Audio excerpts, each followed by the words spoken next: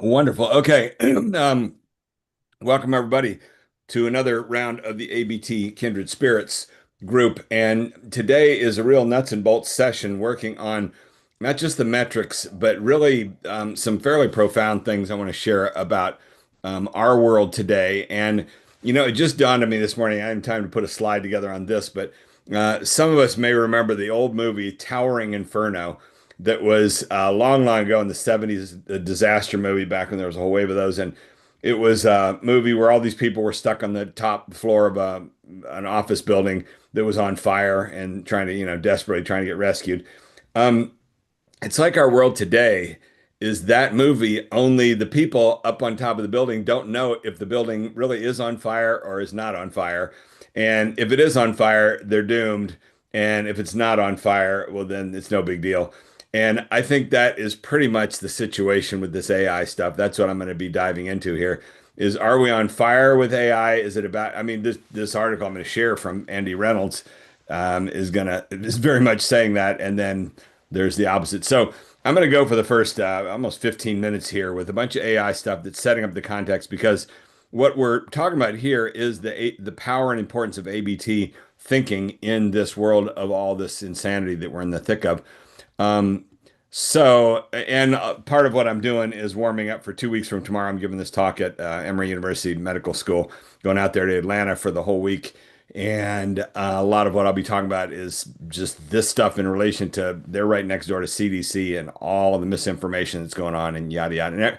And a lot of it will be about last week's experience with Michael Osterholm, with him being on TV and trying to work with him and the joys and frustrations of working with scientists when it comes to communication. So there you go.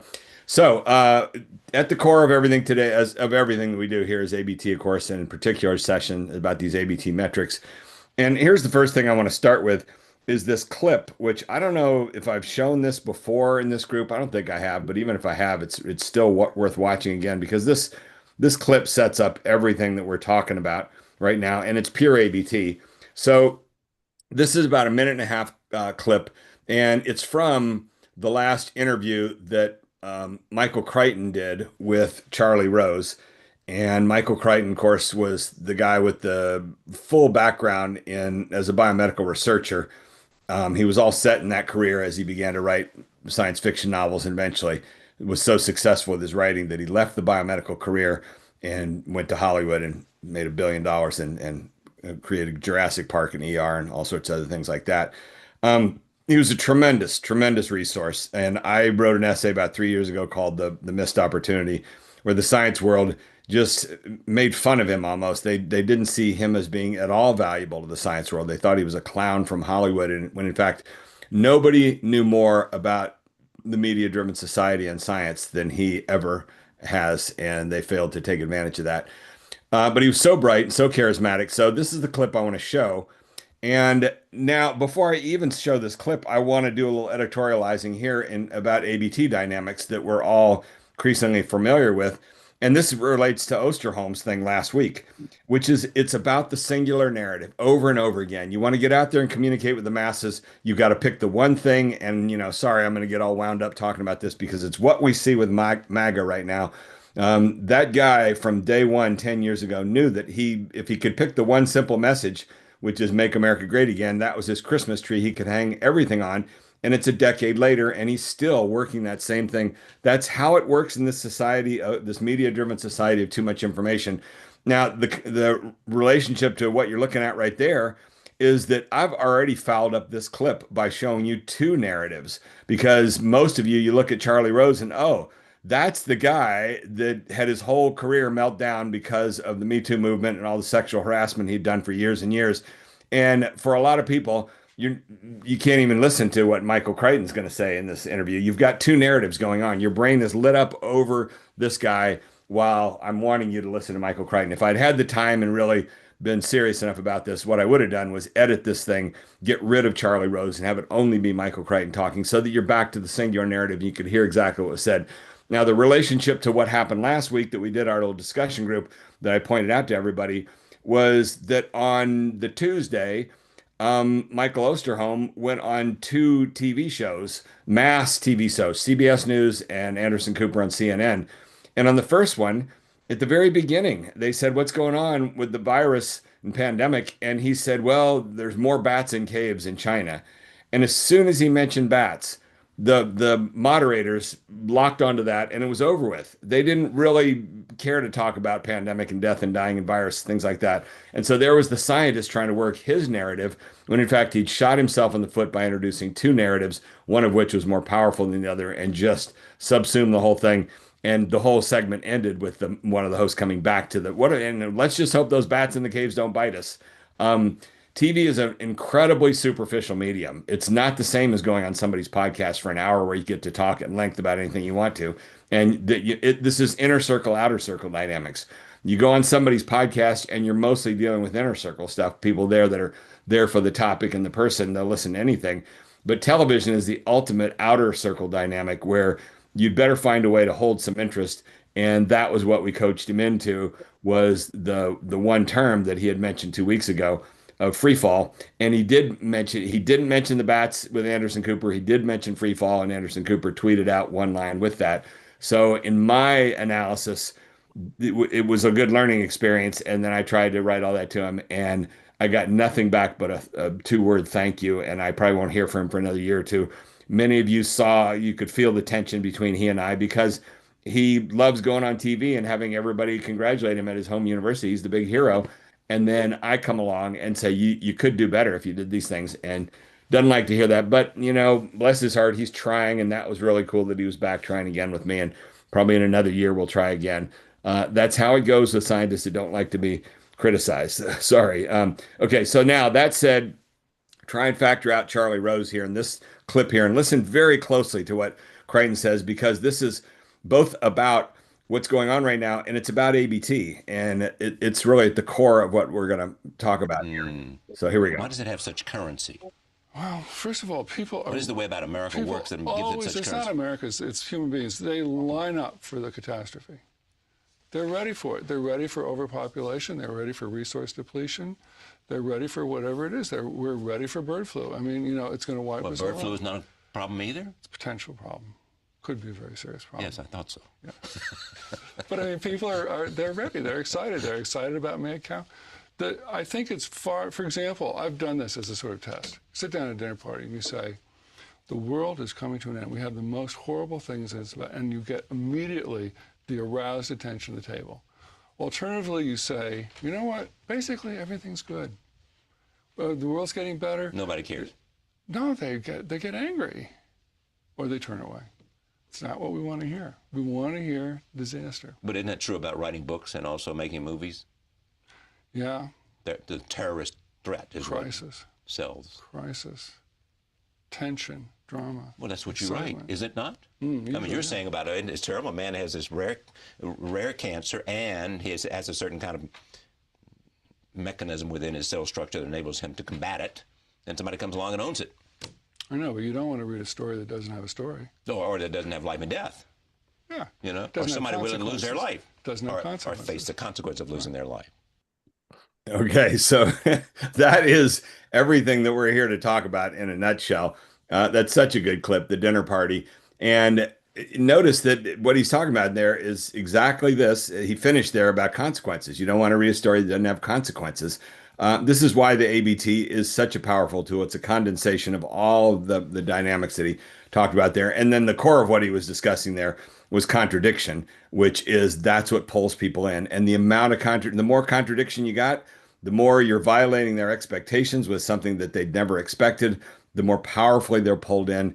And then you start to see how much that distorts the media world. And I wish there was somebody in the mainstream that could talk about media dynamics in terms of just these three simple powers.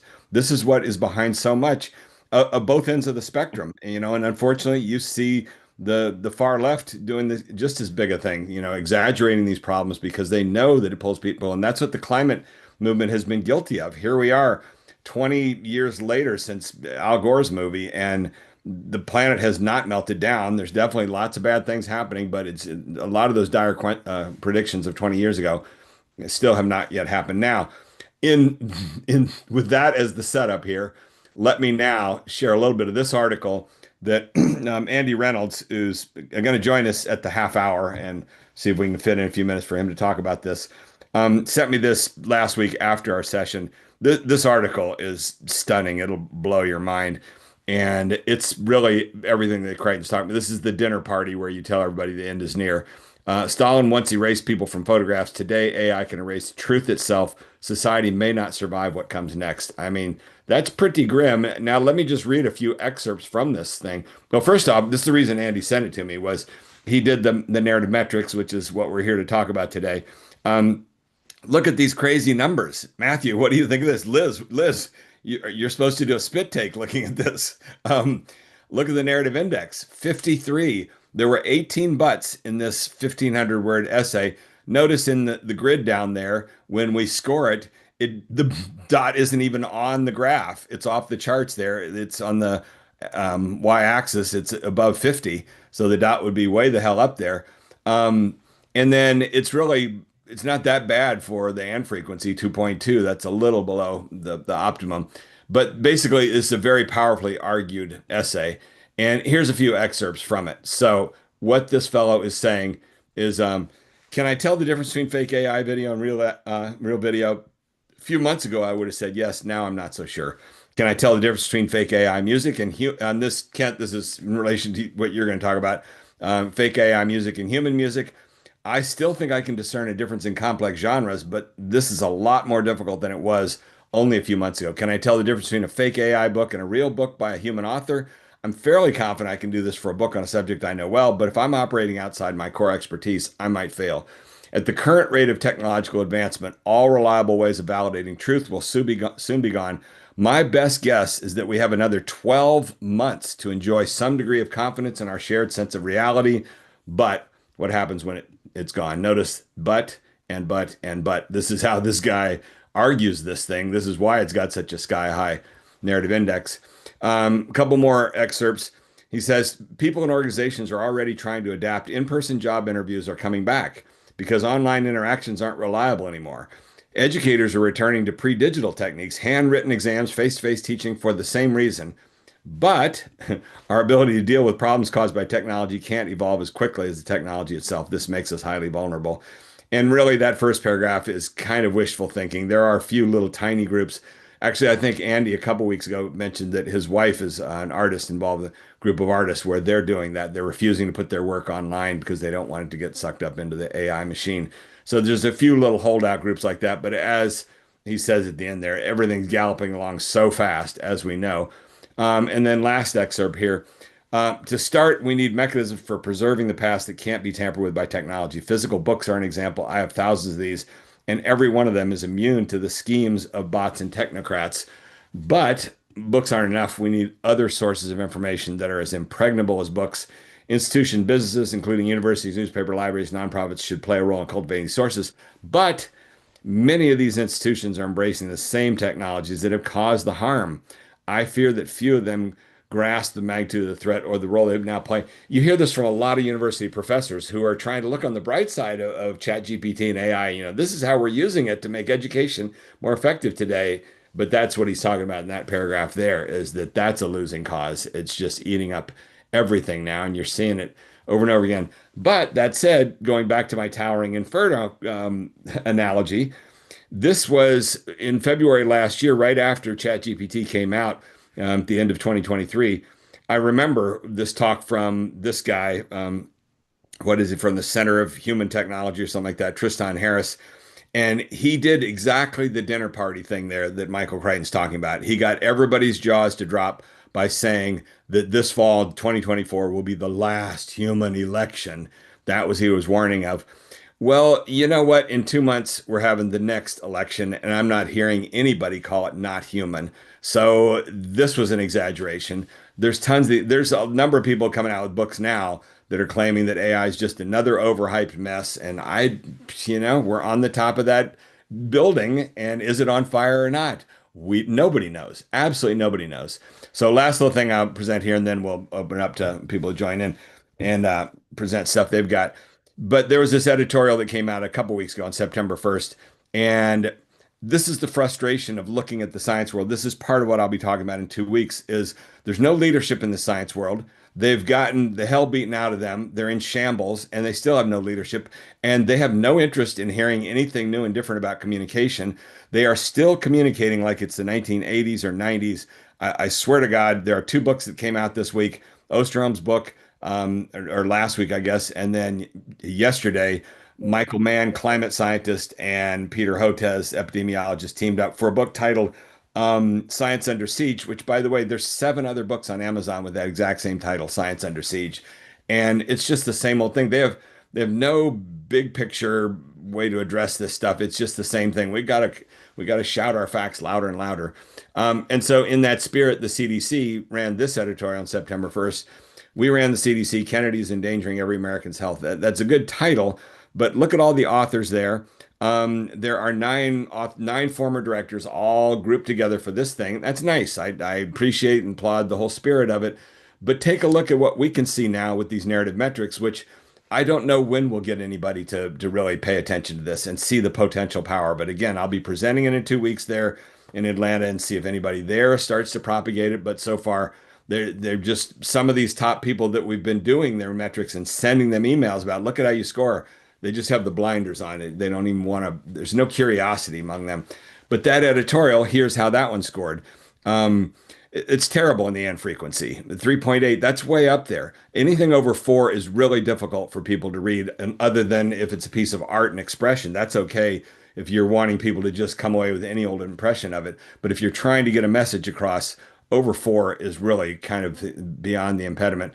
Look at the grid down there. You see they're nowhere close to that optimal box that we've designated there. And the narrative index is a 15, which is not disastrous, but it's just not good. It's not powerfully argued. Now, here's what I wish that they knew. I wish the New York Times had some curiosity in this stuff. I've spent a decade trying to communicate with various people there. They no curiosity, no respect for me because I don't come out of the journalism world, and that's all they seem to think that they're stuck in that one world.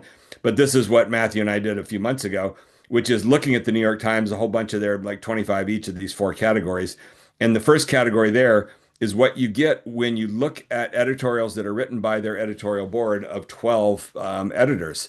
And it scores a 15 right there.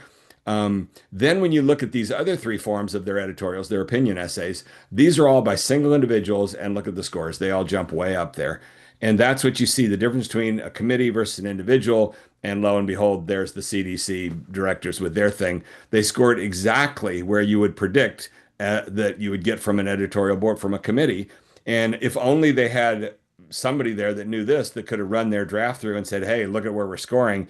And then maybe handed it to one individual. Why don't you take it and rewrite it and pump it up there? Use your singular voice to get some narrative strength to it and see if you can't take that and move it up to at least what one of those individual editors does on their own.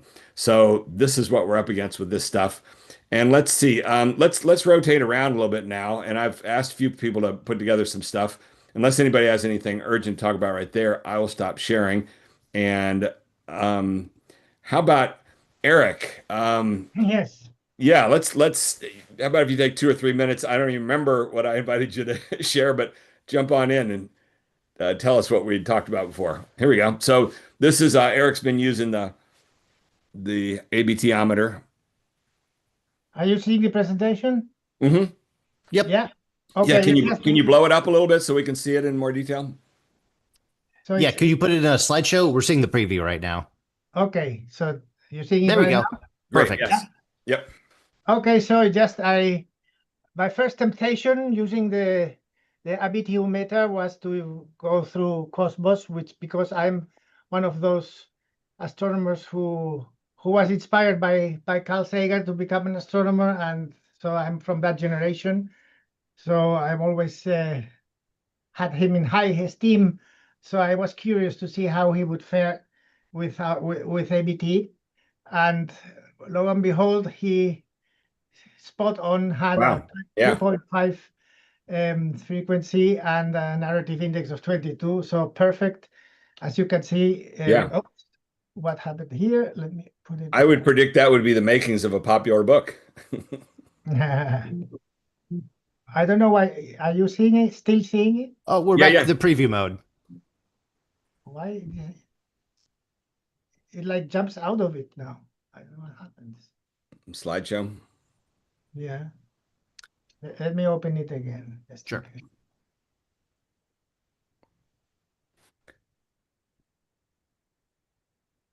Interesting. So share screen. Share. Nope, it doesn't want to.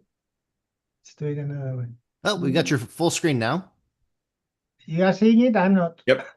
You've moved to the tropics with a bunch of alcohol on you. Yeah, Okay. we see your desktop and the PowerPoint presentation in preview mode. Okay, I'll just mark it like this. Okay, you can see it there. So you see the red dot is the whole book. And then I went chapter by chapter as well.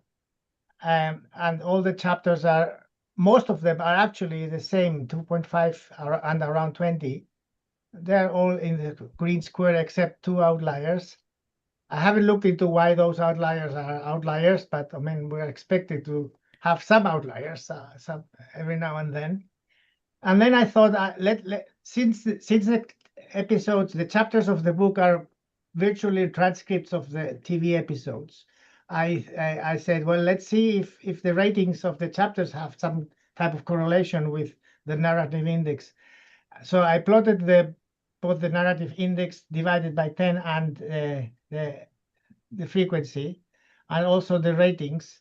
And obviously, we cannot draw any conclusion from that because they're highly so consistent across the. Yeah. And you know, I mean, that zooms right in on what I say, which is that these metrics are accurate but not precise. And Yeah. so the accuracy is that it shows you overall that definitely was a well communicated book, but it's not so precise that I would expect you could see differences from week to week on ratings correlating with the 22 to 25, something like that. You know, if 1 second, Michael Rayner, is there any chance that you're up for talking for a minute or two? You did a bunch of digging in on that 2.5% value for the and frequency. Michael, are you there? Uh, yeah, I'm here. You're there. I actually don't recall what it was. What I said. What do Well, you? you'd sent me some emails and you really dug in and you found some places in the literature on the 2.5% because the fascinating thing with the 2.5%, looking at what you've got there, Eric, is that just shows you, I don't know that anybody's broken it down analytically as to how do these editorial brains converge on that over and over again. The New York Times, we've done, or the New Yorker, we've done batches of 25 each, 3 times of feature articles, and they always converge on that. And then I've talked to some editors. No editor knows anything about this 2.5%. They don't do this analytically. Their brains, as they're shaping it, they continuously converge on 2.5%. What is going on there? It's a whole field of study that somebody ought to work on, but I don't see. Yeah, I mean, I Yeah. don't know. As punishment for inviting me into the conversation, I mean, it strikes me that it's going to behave the same way as things like music. I mean, chords in Central Africa are thirds and fifths, just like they are with Beethoven. I mean, there are certain things here that are just hardwired. I'll go out on a limb and say as a consequence of the way our brain got kludged together through evolution, there are just things that we happen to like. And like Mr. Jordan speaking prose his whole life, to your point, people who are good at this gravitate towards shockingly things that work. And so if you can give us a vocabulary to do on purpose what most do intuitively by accident, then that's a real contribution. Well, that's okay. That's a perfect segue then. Is that pretty much what you had, Eric? There was Yes, basically, yes. okay, good. So that's a good first study. Can I Now let's. interject one thing Oh, yeah, about yeah, this? Charles. Yeah. That the and frequency is kind of a cosmic neural imperative, if you will. It'd be interesting to see if other languages have this, because sometimes we make assumptions about the world based on ourselves, and it turns out the rest of the world is actually really different, or conversely is the same. So that would be a line of study. Forgive me for jumping in, Charles, but that you reminded me of what I'd done before. So I did it with French, and it's the same. The frequency. So there's a corpus. There's the corpus of the printed and spoken language, printed and spoken word for a whole batch of languages online. You can pull it down, and it's got samples of tens of millions of spoken or printed words. And so I did it for French because I speak that well enough to grab a reasonably, both for just the pure and sort of and its substitutes. Same with but, toutefois, parfois, the whole bit. And it's to within, the second decimal place around what the average is for the language. Now, there's an interesting question of whether the observed averages are in fact the optimal. That's an interesting problem. But for whatever it's worth, the averages that you see in English and in French are very close to each other. Okay, now one pattern that we think we see, and hang on one second, Cheryl, and then I'll let you take it away. But one pattern that Liz and Matthew and I increasingly think we see pretty clearly is that art selects for a little higher and frequency, and really good narrative, I think, also selects for a little bit more setting up of context, and that draws in more and. Now that's starting to get at fine levels of resolution, but we're seeing that pattern without a doubt. And then it's well documented for Hemingway, among other authors, who used and over and over and over again, as a whole artistic device. And that's a different world from what we're working on here, nonfiction stuff and communication. Okay, Shirley, you had a comment, and then Kent, I'm going to ask you to jump in the music stuff in a minute. Yeah, Shirley. I'm going to say something that's going to sound strange. Okay. If our brains are programmed to listen to this and to respond to it in listening, in a way, are you asking, can we channel our listening selves into our producing selves? Kind of a reverse transcriptase for the that our brains are actually wired. Well, I think people do that intuitively. Like the great speakers that are really paying attention to their audiences, when they speak a certain way, they notice a greater audience reaction. They notice that when they're hitting right, they're getting feedback. They're getting exactly direct all feedback. the time. Okay, yeah. Immediate feedback from an audience. Right. So they know whether or not they are tracking, even though they're not listening. They have to listen to themselves and they have to listen to their audience. Right. So in a way, the response that they're getting and feedback from the audience is the tracking mechanism for whether or not they're in the right space. Okay, so Mike Strauss, you remember those Yuri Hasson articles about the speaker mirroring this is using functional MRI to look at brain activity of the speaker and then all the audience members. And what was that all about, Mike? You were the one that read those articles in detail. Yeah, he did a number of things, and he had somebody tell a narrative story, and he followed the brain patterns of the people who were listening, and he found that they closely mirrored the brain pattern of the person that was telling the story. Same parts of the brain were activated, right? But then he took one of the people out of that room, one of the listeners out of that room, stuck him in another room with a bunch of other, for lack of a better word, naive individuals, and said, tell them the story you just heard as best you can remember it. No prompting, they didn't have anything else. And that person did, and the brain patterns of the people who were listening to that matched the brain patterns of the original storyteller. So he was passing on that narrative brain structure. And you know what else I think is woven into that, which is the more ABT structured you got, the better the fidelity of being propagated. Exactly. That was kind of the core of that. Yeah, I think they were reacting to an underlying structure, not to the. It didn't matter that the story varied a little bit as long as it maintained that strong narrative. Okay, so Kent, I think 2 weeks ago you sent me a couple articles about music and ABT structure to some extent, your interpretation of it. You want to share that with us? Sure thing. This is related to the discussion we were having earlier about whether there's optimality or not. And I just happened to see a couple of papers published in the Proceedings of the National Academy of Sciences, and I'll put links in the chat later. Let me get this to presentation mode. And so music has a structure. And we learn that structure as we listen to music. The more we listen to it, the more we sort of can anticipate what's likely to happen. We have some expectation of what's going to happen next. But at the same time, we don't learn anything from predictable events. And so if it just did what we expected all the time, it would be really boring elevator music. But an event that's too unpredictable would throw us off completely. So there has to be structure, meaning there has to be some degree of predictability, but we have to see things that are unexpected sometimes. And so it turns out musical pieces with a moderate amount of surprise are the most pleasing. And you can actually measure this.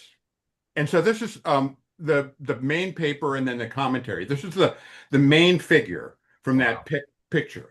And this standardized IC is a measure of the degree of information or the sort of the complexity of a piece of music. What they did is they played to panels 2 pieces of music that they had artificially synthesized to have differing degrees of complexity. And then they asked them to choose between those.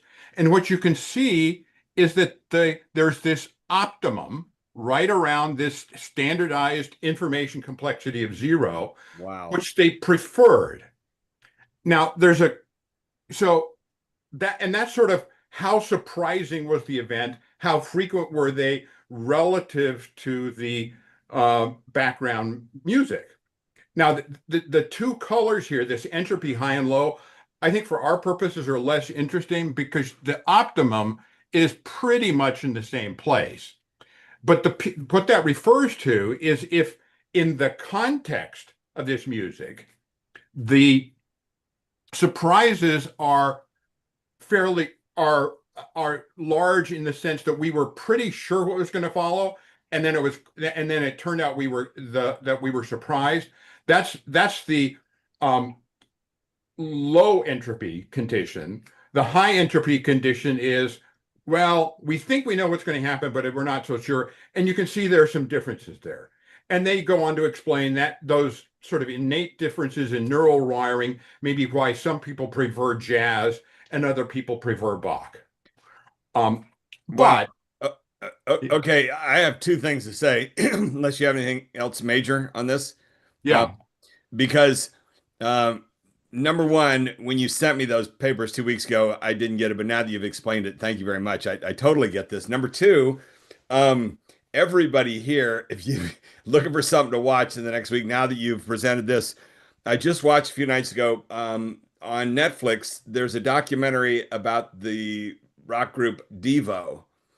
And you need to watch it, Kent, because I swear it tracks this completely, which is they had a whole trajectory in their career. They started off, it's a fascinating document. They all started at Kent State University. They were all there for the horrible events there, the students that got killed. They tell that whole story, and they were just starting to form a band then. Only it wasn't even a band. It was a bunch of artists that were trying to get together to express themselves.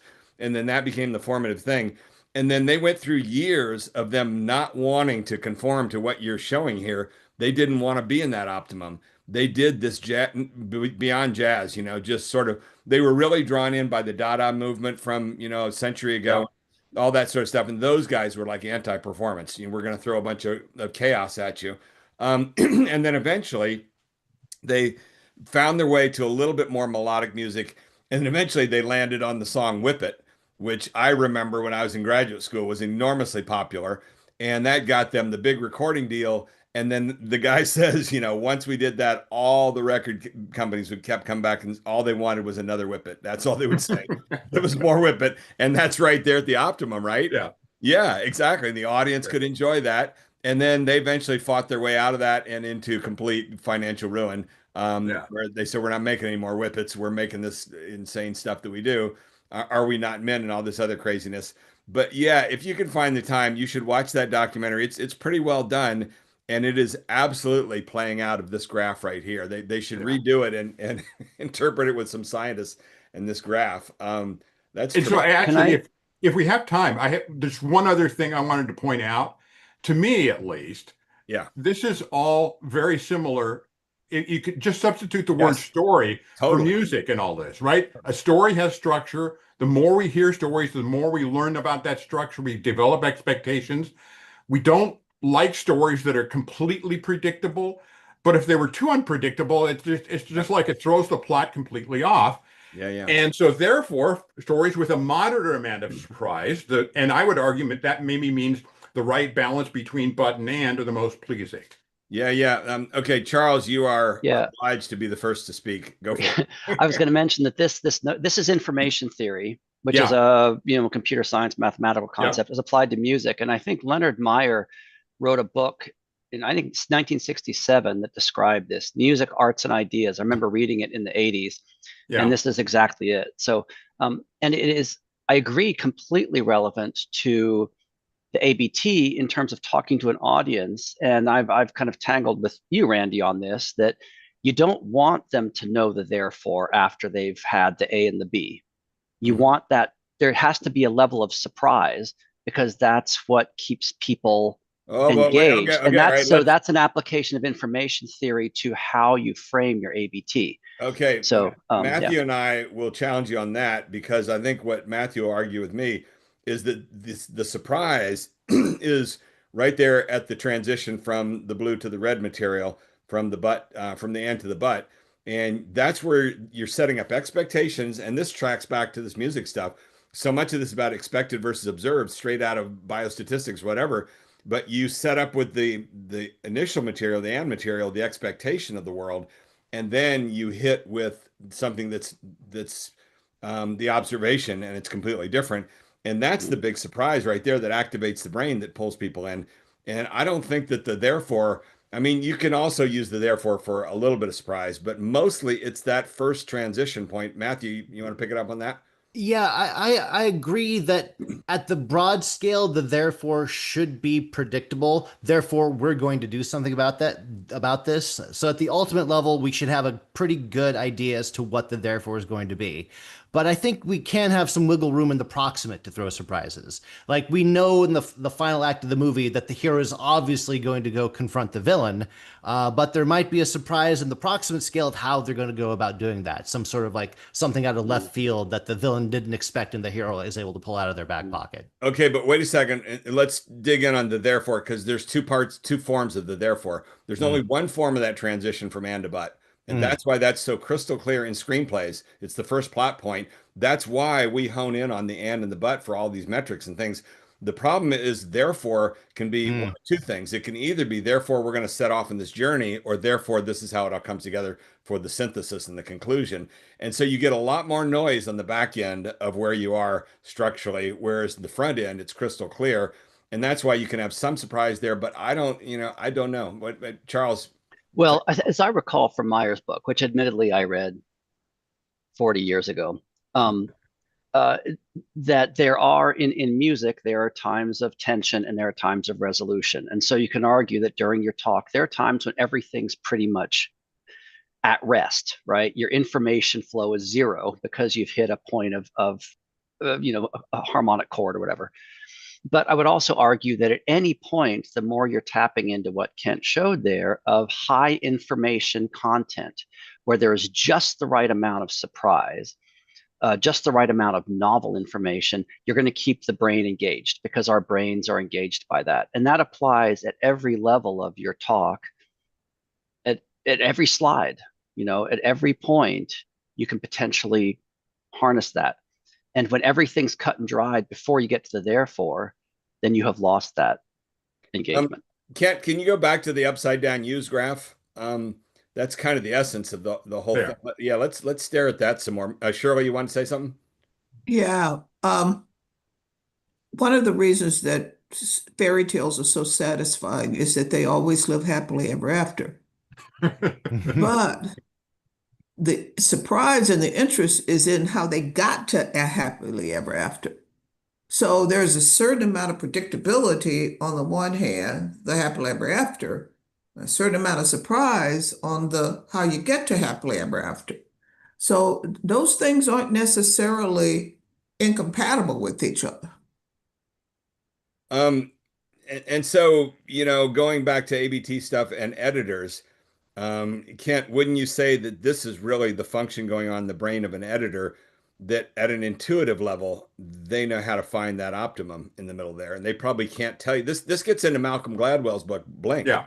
Yeah, about intuition, which is people that have got deep intuition, they can give you the answer instantly. It'll take them 2 days to analytically explain to you how they know that answer. He opens with that example, the art forgery detective, and the guy says, "I can tell you right now it's a forgery, but you've got to give me a couple days to figure out how I know that." I think that's the deal with most editors is they edit right to hit that optimum. They just, it's just they hear it. Michael Rayner, you want to what are your thoughts about this compared to what you were saying about music? No, I think it's the same thing. I mean, and once you see it, you can't unsee it. I mean, I find in the Times, the op-ed columnist that I find the most compelling, if not always the one I agree with, is David French. And so now for kicks and giggles, I dump his stuff versus, Tom Friedman or something into the calculator. And shockingly, you'll never guess. I can guess that Friedman had a lot of ands. Yeah, that's and you're right. Uh, but that doesn't help his appeal to me at any rate. Therefore, I read more David French. So it's that's what I found, and I think you're quite right. I mean, we've talked about how you kind of gravitate to what works and what's pleasing, and that I think is powerful. The only part I would observe, as I said earlier, about looking at huge bodies of literature, like when I looked at the frequency of the analytics for French, I don't know if the averages are necessarily the optimum, and indeed you wouldn't expect it to be, right? You're going to see some long left and right tails. There's all kinds of noise, but when you're looking at tens of millions of words, the fact that the observed averages are materially close to the optimum certainly gives one hope that the selection pressures are sufficiently strong that thankfully most of what we tend to write is not total crap. The bad news is that the things that matter the most, it seems to be, very often rely on scientists to create them in the first place. And unfortunately, there the selection pressures are very different. Well, and I do think that we're resolving a tiny bit of finer scale structure on this, which is the work that Liz has been doing, where, for example, these action writers such as Crichton, his and frequency is below 2.0. And that means that and it totally matches. He was not very good at setting up context, developing character. It was just all action. And so he didn't have much and then Maureen Dowd, who writes these wonderful essays that reach deep inside of people, she's over 3.0 consistently. And that's because she's tapping into the artistic side, more the human side. I think that it becomes a little bit of a reflection of how much humanity you've got and what you're doing there. And you put too much humanity in there, you become boring. Julie, did you have something you would put in the chat window you want to say? Julie Clausen. Sorry. My comment was just going along with what Shirley was saying with fairy tales, is that that there's this predictability to the therefore, but and especially with entertainment, right? The bad guy always gets shot, or in the end, the good guy wins. And even though we know that pattern, it still captivates us and keeps us satisfied. Yeah. Okay, let's take a minute, jump a topic here. Andy Reynolds is with us now. Andy, you ready to jump in? Because before you got here, I shared that Joseph Stalin article, and I even shared 3 quotes from it about the future of AI and how it's stealing everything from us. And in one point, he says we may only have 12 months left before we lose everything. That was very powerfully argued. The metrics on that thing were crazy. And yeah, you want to share a few thoughts about that article? And Yeah, Matthew, can you put the link in the chat window, Matthew, for everybody? Everybody needs to read the article. So go for it, Andy. that is by, I think it's Ted Joya, not to be confused with his brother Dana Joya, who was the longtime head of the National Endowment for the Humanities. But the Joya who wrote that piece that's in the chat is real polymath, worked in corporate consulting for a long time, now is mainly a commentator, a critic, who has written a lot of music books, or as a music critic has written a lot of books. And it's astounding to me that his blog called The Honest Broker consistently rates off the charts on the ABT metrics. And I would like to meet the guy. I think he sounds super smart, very interesting. And I'd be curious to know just how does he know to do this stuff? He has worked in very straight-laced, almost quasi accounting consulting firms. And so I think it just shows you, his IQ would probably boil water because he's got a lot going on. He's very talented to be able to work in the fields that he has done and to consistently write high ABT essays that, let me add, I'm on a real hobby horse on this, Randy and Matthew. I increasingly cross-check ABT metrics to readability. His readability is always down eighth, ninth grade. And particularly when you consider the relatively complex topics he's talking about, he is a phenomenal, phenomenal communicator. I'd love to meet the guy someday. Maybe we can get him on here someday. This is, and I have to inject, has anybody plotted the correlation between these like NI narrative index versus the readability grade level? Now that's what Andy's been developing along those lines. And That's you great. made me think of a tidbit from a number of years ago. There was somebody that got in touch with me a number of years back, and they had taken a look at the metrics for young adult fiction, and the narrative index is sky high for that. It's all just ABT, ABT, ABT is holding these young readers in, stimulating their brains with the next turn, the next development, next development. Yeah. And let me add, I was glad to hear, I missed the name, but somebody just brought up David French in the New York Times. I agree. David French is also consistently very strong on ABT metrics, as is David Brooks. And I've been wondering, French and Brooks are relatively conservative on the editorial side at New York Times. I wonder if there's something about being contrarian or something about being a little outside the mainstream of a regular community that predisposes one, or at least helps those guys be more solid than the Krugmans. Liz, did we do David Brooks for one of our samples? That's in We our. did. We did. Yeah. I mean, how did he score? Well, he scored he was solidly around the 20s. He was the ideal, like you mentioned. This is the not too flaming, not too. That's right. Boring. And what was his and frequency average? Because I think that was fairly high. So that's like moving toward. That's the real ideal, like Maureen Dowd, that has got a solid narrative index. It's not sky high. I don't think you need to be sky high, but then has got a little bit higher and frequency because that's adding the humanity in there that's making their work reach to a deeper depth than a Michael Crichton action story that doesn't have any human theme. Randy, and people, there's a whole community of people who do this plain language, that's what they call it, training, and we adopted it. I think that Mike remembers Maria Sosa, and she was the one who really introduced me to it. And we called it clear science. And a lot of scientists didn't like it because they felt it was dumbing down, quote unquote. Yeah. But what we were taught was that most people actually read below grade 8. And most science stuff is written at above grade 13. And so in looking at how to move that, what she did was she started even below like 8. But what you do is that each chapter that's in a book, because it usually has a theme, each chapter in the book goes up a little higher in terms of the reading level. With the notion, if you start at grade 5, the information that you gain will allow you to progress to grade 6 reading further on in the material. And I think that we haven't really looked at these kind of the people who study literacy and try to help move those reading levels. Well, but the thing that's been missing, I think, from all of those people, because this has been an age-old thing in the science communication world, and especially, I hate to say it, but Alan Alda said this over and over again.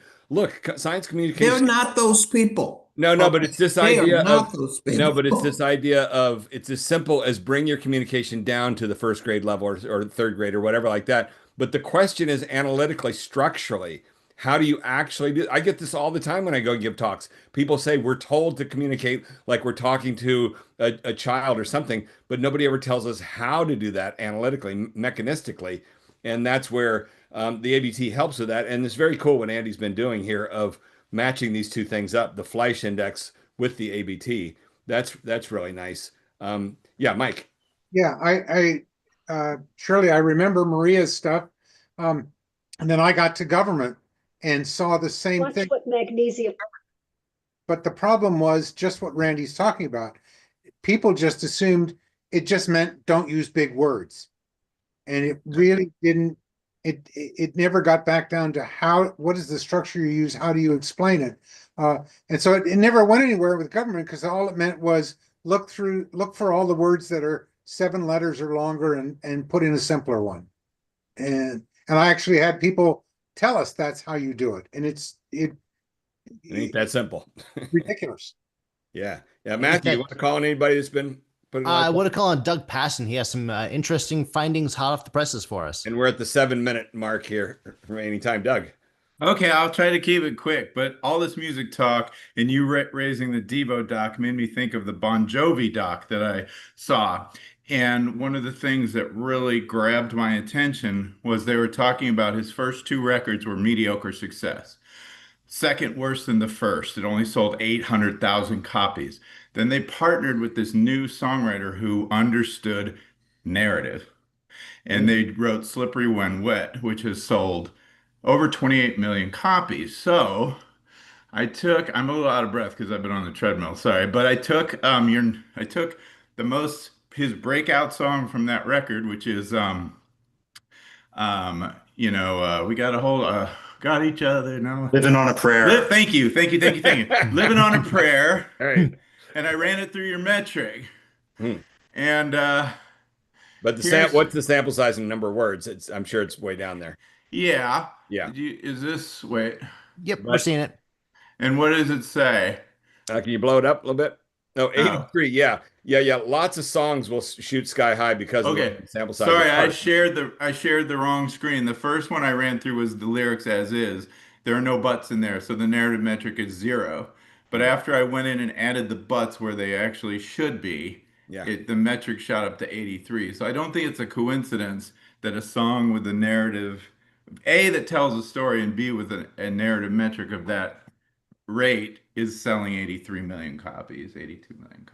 Yeah, years ago we did that for a couple of most popular rap albums, and the scores were sky high, and it's just all contradiction in there. It's super condensed down in songs like that are getting a response. Matthew, Eric. Just a question. Has anybody tried to run a movie screenplay through this? And does it fare different because it's a spoken narrative rather than... Well, I think screenplays, early on I tried that, and screenplays are a different sort of breed. They've got a lot of screen direction and description, and they're very punchy and sort of almost that parataxis stuff. And they're just not like a full narrative structure like a novel. So yeah, it doesn't. Yeah, in a screenplay, you're getting a lot of contradiction through the introduction of visual elements. Everybody's in the room, and then suddenly here's a monster in the corner, and there may not be a butt in the description of it. It's just the next stage direction. The camera pans left and reveals a monster, and that's a gigantic contradiction there. But yeah, movies are fundamentally not semantic; they're visual, and that's a whole. Yeah. So you can't measure it with. That's exactly right. I think it's a different category. But interesting. And let's see, Matthew, other. Karen, you're talking about the conversation. Explain what that is. Oh yeah. So the conversation is a publication that aims to take scientific writing, articles, new research, etc., and translate it for popular audience. And I mean, my assumption has been that no popular audience would engage with these articles, but I just thought about that as a model for taking the great. Wait. No popular audience engaged with what articles? From the any of them. I mean, articles in the conversation? basically, I mean, Yeah. Yeah, Kent was I just kind am enough getting, to already run the metrics for their top article, right. narrative index of 14. So, Well, and many years ago in 2016, when I was doing the work with James Carville, trying to alert people to the idea that Hillary Clinton could do better with narrative structure, I wrote a whole article for the conversation. A buddy of mine in Australia was buddies with two of the editors there, and they turned out to be horrible. And they just basically, we've never seen this before, therefore, we don't think this is something we should publish. That sort of thinking, which is kind of conservative academic think. Yeah, that's Yeah, the same thing anyway, that but drives grant funding, which yeah, is we're not going to fund you because we've never seen this before, and that's anti-innovation. That's been part of the plight. So yeah, I'm not friends. I'm not fond of the conversation. um, Yeah, Julie. I guess I'd fight back in that I don't know if the scientists or people writing for the conversation are giving any sort of guidance on who their audience is and how they should frame it. I think it's you either write a good article and it's accepted, good by the editors, or they or you're not. And that is the weak link, right? Well, in my case, that was not the experience at all. It was basically yeah. just said we've never seen this before, therefore we're not interested. Absence of curiosity, which has been the whole journey. Absence of curiosity. Right now, we do. I mean, this is like Andy. What you're seeing, this is a really powerful tool. People could be using this for communication messaging, but trying to get something new and different out there. This is what I'll be doing in 2 weeks from now in Atlanta, giving this talk and trying to see if I can ever find anybody especially the journalism world, but they take zero interest in it. It's not anything that they see on a daily basis. Therefore, they don't think it's relevant. Well, I do have to admire the theory behind it. And I wonder if anybody is familiar with, any attempt to take science writing and like systematically make it available for more general consumption that is working. Besides the, here and there, people who write for science publications also write for other outlets and they do varying levels of good jobs. But, is there any other systematic like outlet for said translation? What I can tell you from my experience is the almost complete absence of partnership between scientists or do-it-yourselfers, and what you're seeing them is them appearing in the mass media. And I'm sorry again, I got a lot of nice things to say about Mike Osterholm, but one thing I know from 5 years of working with him is he doesn't have any media consultants. He doesn't have anybody that are professional TV people that are working with him. That's why he ends up with a schmuck like me, seeking my advice. Is in a perfect world, they would be partnered up with television producers who know how to shape the message for television. It's a different medium than somebody's podcast, but none of that goes on with him. And oh God, it goes on and on and on. And this is what Glenn Novak, had talked to me about in his years as communications director of the CDC.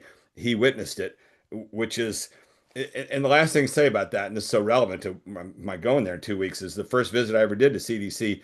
They told me, here's what happens here. We're right next door to CNN in Atlanta. When a disease breaks out, all the journalists come over here from CNN and they want to do interviews. We try and give them our spokespeople who do know how to shape this stuff. And they don't want that. They want to go to the horse's mouth. They fight their way to get into the lab and interview the scientist who doesn't know what they're doing. And the next thing you know, the scientist is talking about bats, and that's what they've got on TV. And, that's the predicament is, and a major element, I feel, having been a scientist, is the absence of humility of scientists, knowing that they need to partner. They're never going to get this narrative stuff down. It's not in their background, their training. I think their brains have been developed into an informational mode that they're great at, and they could partner with the people that have got the communication stuff. But who knows? If you start early enough, they could get it. Maybe. Okay, before they get indoctrinated. That's a whole separate topic. I think there's developmental Okay. pathways that science people go down. They're reading a lot of and stuff in the development of their brain from age 15 onwards. And Well, humanity people are reading. that's why we have the profession of science communicators, because they can't do it themselves. Yeah, in theory, exactly. Who wants the final comment? We're out of time here. Charles, did you want to offer up a final comment on this? Thanks, Michael Rayner. I would follow on Shirley's comment. Absolutely, we can learn it. It's about incentive structures. If scientists were incentivized to use this language, we would, because we always follow our incentives, all of us, right? Yeah, very true. Yeah, but I had to learn to talk like that. Mhm.